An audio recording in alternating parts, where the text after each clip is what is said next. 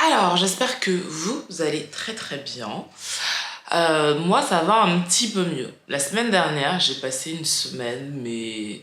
Alors, j'irai pas jusqu'à dire horrible, parce que ce serait exagéré, mais c'est la semaine de merde, excusez-moi du terme, mais c'est exactement ça.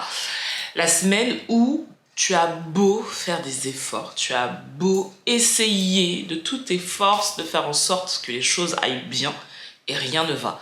Mais quand je vous dis rien ne va, rien ne va. Et c'est vrai que t'as l'impression d'être prise dans une spirale infernale et que tous les jours c'est une nouvelle étape et que chaque étape est là pour surenchérir par rapport à l'autre. Et donc la semaine dernière ça a été ça. Et à un moment je me suis dit mais c'est une blague en fait, c'est une blague. Et c'est vrai que il y a quelques années de ça, j'aurais forcé les choses. J'aurais forcé en disant non mais il faut que ça aille, voilà, c'est pas normal, machin, voilà. Alors, est-ce que c'est normal ou pas, j'en sais rien, mais c'est vrai qu'aujourd'hui j'ai un autre mindset et que j'ai pris cette semaine avec philosophie. En tout cas, j'ai essayé dans un second temps, parce que bon, la première période, on se plaint, on est vénère et voilà. Mais ensuite, une fois que on a pris un peu de recul, je me suis dit, tu sais quoi? On va pas forcer les choses. On ne fait rien. On va juste faire des choses qui me font kiffer. Et c'est ce que j'ai fait. J'ai annulé tout ce que je devais faire. En plus, j'ai été malade, parce que oui, sinon c'est pas marrant. Donc en plus, comme j'étais malade, je me suis dit, tu sais quoi? On annule tout et on se pose. On se pose tranquillement et on va faire vraiment que des choses qui me font du bien. Ça a été de la lecture, ça a été du yoga, de la méditation, me reposer aussi, surtout manger les choses qui me faisaient du bien. Alors vous le savez, je suis dans une phase de rééquilibrage alimentaire et aussi de remise sportive. Mais là, alors même si j'ai refait un tout petit peu de sport, en fait c'était avant-hier, donc ça compte pas vraiment. Mais je me suis dit, même ça, on va mettre ça entre parenthèses là, parce que j'ai pas envie, déjà que j'étais malade, j'avais pas envie de me blesser encore plus ou quoi que ce soit. Donc je me suis dit, voilà, pendant 3-4 jours, on va vraiment faire une pause de tout et on verra cette semaine si ça va mieux. Et ça va mieux, je pense que ça m'a fait du bien de manger des choses réconfortantes, parce que ça aussi ça joue en fait. Alors je suis pas forcément dans une phase de restriction alimentaire, mais dans une phase où je fais attention, et donc ça a été, je mange ce que je veux, je bois ce que je veux et je rigole, je passe du bon temps, et ça c'est hyper important. Je pense que quand ça ne va pas, il faut essayer de trouver des choses qui rallume un peu la petite flamme. Et là, j'ai trouvé ces choses-là qui m'ont fait du bien. Et là, ça va un peu mieux. Là, ça va un peu mieux. Et c'est pour ça que ce soir, on sort. Ce soir, on sort. Je sors pas beaucoup à Berlin, pour être honnête. Alors, quand je dis je ne sors pas beaucoup, je parle de soirée, voilà, en boîte. Déjà, je ne suis plus boîte depuis très longtemps. Moi, mes ambiances, c'est plutôt restaurant, aller boire un verre dans un bar, aller voir des amis. C'est, voilà, des choses de vieux, en vrai. Bon, je mets ça entre parenthèses. Mais c'est vrai que voilà, je vais plus en boîte depuis très longtemps. Et donc là, ce soir, on va dans un bar. On va s'enjailler comme Jaja, hein. Et donc, j'avais envie de vous emmener avec moi pour ça. Et bien sûr, la consommation d'alcool, c'est avec modération. Et je pensais à ça tout à l'heure en faisant cette vidéo, mais en préparant cette vidéo, et je me disais que ma consommation d'alcool avait totalement changé avec les années. En fait, jeune, je buvais beaucoup pour me saouler, ce qui est totalement con, puéril, stupide, dangereux. Et en fait, avec l'âge, ma consommation a totalement changé. Mais vraiment. Alors, il y a aussi une chose qui a accéléré ce processus, c'est-à-dire que j'ai eu la chance, parce que pour moi c'est une chance, j'ai eu la chance de me former. Donc j'ai fait une petite formation d'onologie, donc j'ai pas fait des années d'études, mais j'ai fait une petite formation d'onologie pour mon métier d'hôtesse de l'air. Donc ça a été vraiment cool. Et j'ai adoré en fait, j'ai adoré comprendre le produit, comprendre ce que je buvais. Et grâce à ça, j'ai ensuite pu faire une petite formation pareille, une petite formation. Là, pour le coup, j'ai quand même été bien formée au niveau du rhum agricole particulièrement. Je suis originaire de la Martinique. Pour moi, le meilleur rhum du monde vient de la Martinique. Pardon.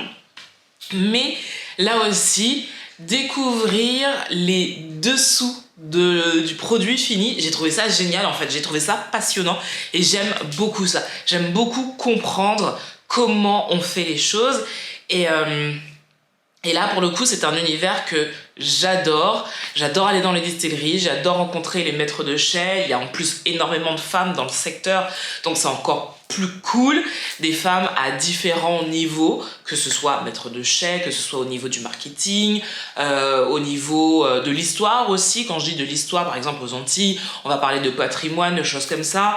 Je me rappelle que j'ai rencontré une femme qui avait sa distillerie à New York, mais incroyable. Donc voilà, c'est un univers que j'aime beaucoup.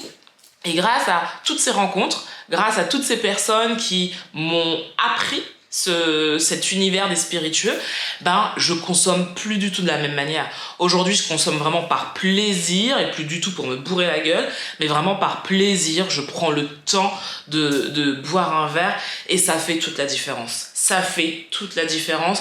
Et on est passé, il y a quelques années, à boire pour de la quantité, à aujourd'hui boire de la qualité. Et je bois beaucoup moins qu'avant, clairement, mais c'est surtout de la qualité, quoi. C'est surtout de la qualité. Et je crois qu'en fait, ça représente finalement un peu ma vie dans tous ces domaines. C'est-à-dire qu'aujourd'hui, tout ce que je fais rentrer dans ma vie doit être teinté de qualité. On n'est plus dans une quantité, que ce soit, par exemple, c'est des vêtements, vous le savez maintenant, vous qui me suivez depuis un moment. J'achète plus 1 tonne de vêtements parce que pour moi, ça n'a plus aucun sens. Par contre, je vais acheter un vêtement de qualité. Et donc voilà, et ça se ressent aussi dans ce que je bois et dans ce que je mange. Et je me faisais cette réflexion tout à l'heure. Maintenant, vraiment, c'est très important pour moi de goûter des choses que je considère être bonnes. Et donc, comme je vous l'ai dit, hein, j'aime le rhum de Martinique, même si je suis curieuse de tout ce qui se fait dans le monde, parce qu'on fait du rhum partout dans le monde. Certaines personnes ne le savent pas, mais c'est vrai, on fait du rhum partout dans le monde. Mais je m'intéresse depuis quelques temps. Alors, faut aussi dire que Doudou, qui lui fait partie de cet univers depuis des années, c'est d'ailleurs lui qui a commencé à me former, lui s'est intéressé au bourbon il y a déjà quelques temps de ça. Et ben forcément, je m'y suis intéressée aussi, donc je commence un peu à goûter des choses sympas au niveau du bourbon, au niveau du whisky depuis plus récemment, mais au niveau du whisky aussi, et le vin c'est la France et je surkiffe.